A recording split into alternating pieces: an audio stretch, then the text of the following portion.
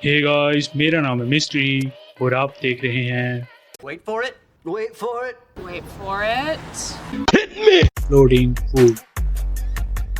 Deadpool and Wolverine में variants के अलावा हमें कई वेड विल्सन भी देखने को मिलने वाले हैं। क्या सोनी आखिर अपना स्पाइडरमैन इंट्रोड्यूस करवाने जा रहा है? क्या रूसो ब्रदर्स चल पड़े हैं DCU की ओर? तो इस वीडियो में ऐसी ही खबरों पे ब्रीफली बात की जाएगी, इसलिए एंड तक जरूर बने रहना। और हाँ, सब्सक्राइब जरूर कर लो ताकि आप आने वाली कोई भी इंपॉर्टेंट अपडेट मिस ना कर दें। So we are back again on this topic. Of course पहले बात करेंगे डेडपूल एंड वुल्वरीन की। तो जैसे जैसे इस मूवी की रिलीज डेट नज़दीक आ रही है, वैसे ही कई new interesting theories and detail सामने आई हैं, जहां एक नई डिटेल इसके दोनों ट्रेलर्स को मल्टीपल टाइम्स देखने के बाद बनी है। सो सभी लोग टीजर एंड ट्रेलर में दिखाए गए इस सीन को वेड की सरप्राइज बर्थडे पार्टी समझ रहे हैं, बट अगर जरा ध्यान से देखेंगे तो यहाँ इन दोनों सीन्स में दोपिंदर की शर्ट्स एकदम डिफरेंट हैं। एक सीन में उसने रेड शर्ट पहनी है और एक में ब्लू। इसी सीन से लोगों ने एपिक से लेकर ट्रेजिक दोनों तरह के इंसिडेंट्स को इमेजिन कर लिया है। सो अपनी बॉडी के सारे शेड खोलकर सुनना, क्योंकि हम काफी क्रेजी पॉसिबिलिटीज पर बात करने जा रहे हैं। तो पहली पॉसिबिलिटी ये हो सकती है कि बेड बार बार अपने स्पेशल डे को रीलिव करने की कोशिश कर रहा है, और जैसे ही अगली बार वो इस मोमेंट को रिविजिट करता होगा तो कई डिटेल्स जैसे कि कैरेक्टर्स के क्लोथ्स चेंज हो जाते होंगे, क्योंकि सिर्फ दोपिंदर ही नहीं, हम यहाँ यूकियो के क्लोथ्स को भी देख सकते हैं जो दोनों सीन्स में डिफरेंट हैं। तो क्या ऐसा हो सकता है कि हम डिफरेंट यूनिवर्सेस के वेड विल्सन को देख रहे हैं, जहाँ टीवी एजेंट्स हमारे मेन डेडपूल को ढूंढने के लिए कई अलग अलग यूनिवर्सेस में जाएंगे और वहाँ पे मौजूद सभी वेड विल्सन के दरवाजे पे दस्तक देंगे? अगर ऐसा होता है तो हम हर डिफरेंट यूनिवर्स में एक डिफरेंट डेडपूल देखेंगे, और अगर MCU चाहे तो इसकी बर्थडे पार्टी में मौजूद कैरेक्टर्स में कई कैमियोस दिखा सकता है, जहाँ बर्थडे तो बेड का होगा और गिफ्ट हम सभी को मिलेगा। बात तो सही है। लेकिन इसी के साथ दूसरी पॉसिबिलिटी ये हो सकती है कि ऐसा ना हो, और इन दोनों में से शायद ये ब्लू शर्ट वाला सीन मूवी की एंडिंग वाला सीन हो, जब डेडपूल सब कुछ ठीक करके अपने फ्रेंड्स के साथ सेलिब्रेट कर रहा है। पर ऐसा होने के चांसेस कम हैं, क्योंकि this is kind of happy ending, और हम जानते ही हैं कि ये मूवी काफी केओस से भरी होने वाली है, जहां डेडपूल एंड वुल्वरीन मल्टीवर्स की मारने में कोई कसर नहीं छोड़ेंगे। तो क्या पता एंडिंग में सब ठीक हो, या फिर क्या क्या बात कर रहे हैं? वेल, तो आप क्या सोचते हैं इन दोनों सीन्स के बारे में? कमेंट्स में जरूर बताना। वैसे भी ये मूवी अपनी रिलीज से पहले ही कई रिकॉर्ड्स तोड़ रही है, जहां फैंडांगो, जो कि USA की एक टिकट बुकिंग साइट है, उन्होंने कंफर्म किया है कि डेडपूल एंड वुल्वरीन 2024 की बिगेस्ट प्री सेल बुकिंग वाली मूवी बन गई है, और R-rated मूवीज के इतिहास में ये सबसे ज्यादा टिकट बुकिंग करने वाली मूवी बन जाएगी। Moving on to next one. So आखिर सोनी अपने यूनिवर्स में पीटर पार्कर को इंट्रोड्यूस करवाने जा रहा है, तो दिल थाम के बैठ जाओ, क्योंकि ये होने वाला है 10 साल का एक बच्चा। ये 100% सच तो नहीं है, बट कई लोगों ने इसे कंफर्म किया है। तो ऐसा क्यों होने वाला है? वेल, ऐसा शायद इसीलिए होगा क्योंकि after the events of no way home हमें पता चल गया था कि वेनम यानी कि एडी को पता है कि स्पाइडरमैन और पीटर पार्कर कौन है, और उसने कहा भी था कि वो जाके न्यूयॉर्क सिटी में स्पाइडरमैन को ढूंढेगा। मे बी वो इस मूवी में पहले जाके स्पाइडरमैन को ही ढूंढना चालू करेगा, बट गेस व्हाट, वहाँ पे कोई स्पाइडरमैन नहीं होगा, जिसके बाद उसे पता चलेगा कि स्पाइडरमैन तो नहीं बट पीटर पार्कर है, जो कि यही 10 साल का बच्चा होगा। तो सोनी के यूनिवर्स में स्पाइडरमैन अभी एग्जिस्ट ही नहीं करता, क्योंकि अभी उसे रेडियो एक्टिव स्पाइडर ने काटा नहीं है, पर सोनी हमारा इतने सालों से काटता ही आ रहा है। बात तो सही है। कुछ रूमर्स ये भी हैं कि वेनम टाइम से पहले छोटे पीटर पार्कर को स्पाइडरमैन बनाने के लिए उस स्पाइडर्स को कलेक्ट करेगा, ताकि ये पीटर को काट सके। वेल, ये तो काफी मीडियोकर प्लॉट होगा, और कोई नहीं चाहेगा कि हमें ऐसा मजाक देखने को मिले। ये बड़ी अच्छी बात कही आप।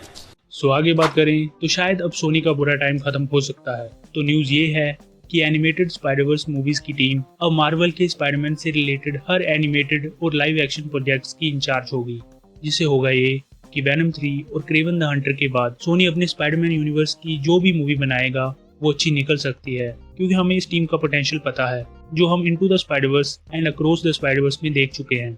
और इन अपकमिंग प्रोजेक्ट में सबसे पहला प्रोजेक्ट स्पाइडर नोआर ही होगा, जिसकी न्यूज पिछले दिनों काफी ट्रेंड कर रही थी, और अब ऐसा बताया जा रहा है कि 1930s में सेट ये सीरीज R-rated हो सकती है, और हमें पता है कि इसे Amazon स्टूडियोज बनाएगा, तो R-rated सुपर हीरो जॉनर में हम उनका काम देख ही चुके हैं।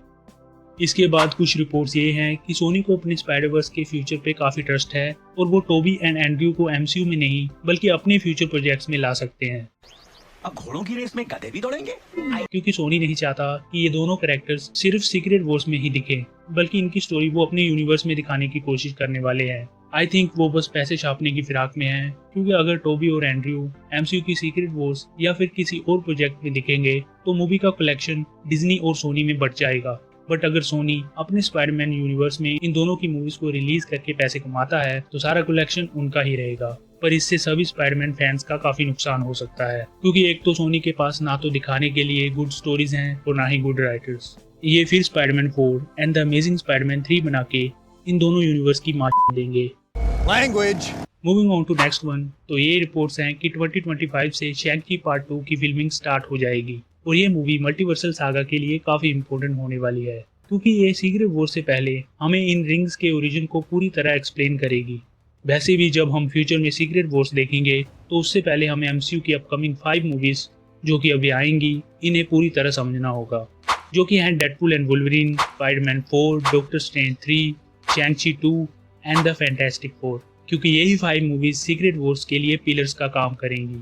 जहां डेडपूल एंड वुल्वरीन में हम वॉइड से लेकर अलायथ और मल्टीवर्सल कॉन्फ्लिक्ट सब देखने वाले हैं। एंड जैसे कि हम जानते ही हैं कि डेडपूल और वुल्वरीन एमसीयू के मेन 616 यूनिवर्स में बिलोंग नहीं करते, तो हो सकता है हमें एक पॉसिबल इनकर्जन भी दिखाया जाएगा। इसके बाद हम स्पाइडरमैन 4 की बात करें तो सुनने में तो ये आया है कि ये स्ट्रीट एक्शन स्टाइल मूवी होगी, पर इनसाइडर्स ने इसमें सिम्बियोट की होने की रिपोर्ट्स दी हैं, जिससे मल्टीवर्स वाला लफड़ा यहाँ भी हो सकता है। नेक्स्ट शैंक-ची 2 एक ऐसी मूवी होगी जो 10 रिंग्स और कैंग की स्टोरी को कनेक्ट करेगी। ये मूवी अवेंजर्स 5 और सीक्रेट वॉर्स के लिए एक रास्ता तैयार करेगी। इसके बाद डॉक्टर स्ट्रेंज 3 में हम क्लिया और डॉक्टर स्ट्रेंज को डार्क डायमेंशंस में जाके इनकर्जन्स को सोल्व करते हुए देखेंगे, और इसी मूवी में हम मल्टीवर्स के कॉन्सेप्ट को ज्यादा से ज्यादा देखेंगे। एंड 5th मूवी जो कि फैंटास्टिक 4 होगी, इसमें गैलेक्टस कंफर्म हो चुका है, डॉक्टर डूम भी आएगा, सिल्वर सर्फर को कास्ट कर लिया गया है, तो इससे ये कंफर्म हो ही गया है कि ये मूवी भी काफी बड़ी होने वाली है और ये भी मल्टीवर्स पे फोकस करेगी। नेक्स्ट बात करें तो अवेंजर्स 5 से ये न्यूज़ है कि ये मूवी ज्यादातर अर्थ पे ही टेक प्लेस करेगी और इसमें मल्टीवर्स स्टोरी लाइन को इन्वॉल्व तो किया जाएगा बट ज्यादा नहीं, क्योंकि इस मूवी में हम न्यू अवेंजर्स की टीम को फॉर्म होते हुए देखेंगे जो 616 यूनिवर्स को कैंग से बचाने की कोशिश करेंगे। यस, इस मूवी में एमसीयू कैंग पे ही फोकस करने वाला है और कुछ रिपोर्ट्स ये भी हैं कि आने वाले कुछ दिनों में मार्वल कैंग की रिकास्टिंग की अपडेट भी दे देगा, क्योंकि जोनाथन मेजर्स तो अपने केस के चलते एमसीयू से बाहर हो चुके हैं। जहां सीक्रेट वॉर्स अवेंजर्स 5 से काफी बड़ी मूवी होने वाली है और इसमें हमें मल्टीवर्स के कई नए कॉन्सेप्ट से रूबरू करवाया जाएगा।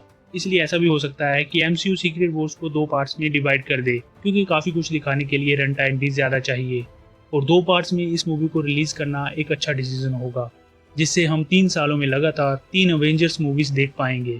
अगली न्यूज है डीसी के बारे में, जिस पे बात करें तो एमसीयू के अनमोल रतन रूसो ब्रदर्स ने ये रिवील किया है कि वो जेम्स गन के डीसीयू के लिए 100% ऑन बोर्ड हैं और किसी प्रोजेक्ट पे भी काम कर सकते हैं। जहां डीसी फैंस ये चाहते हैं कि वो टीन टाइटन्स की लाइव एक्शन मूवी बनाएं, क्योंकि ये डायरेक्टर डुओ सुपर हीरोज की टीम वाली मूवीज को काफी अच्छे से हैंडल कर सकते हैं, जो उन्होंने Captain America civil war, infinity war और एंड गेम जैसी मूवीज में काफी बार साबित किया है। और हमें पता ही है कि मार्वल के पास अगर यंग अवेंजर्स हैं तो डीसी के पास टीन टाइटन्स है, इसलिए इस डायरेक्टर डुओ के लिए ये एक परफेक्ट प्रोजेक्ट हो सकता है। And that's it. उम्मीद है कि आपको मेरी ये बकवर पसंद आई होगी, तो प्लीज़ इसे लाइक ज़रूर कर देना और अपने दोस्तों के साथ शेयर भी जरूर कर देना। और मैं ऐसे ही मूवी अपडेट्स और सुपर हीरो न्यूज़ पे अपने चैनल पर वीडियोस डालता रहता हूँ, तो make sure to subscribe my channel and be a part of this journey. Until next time.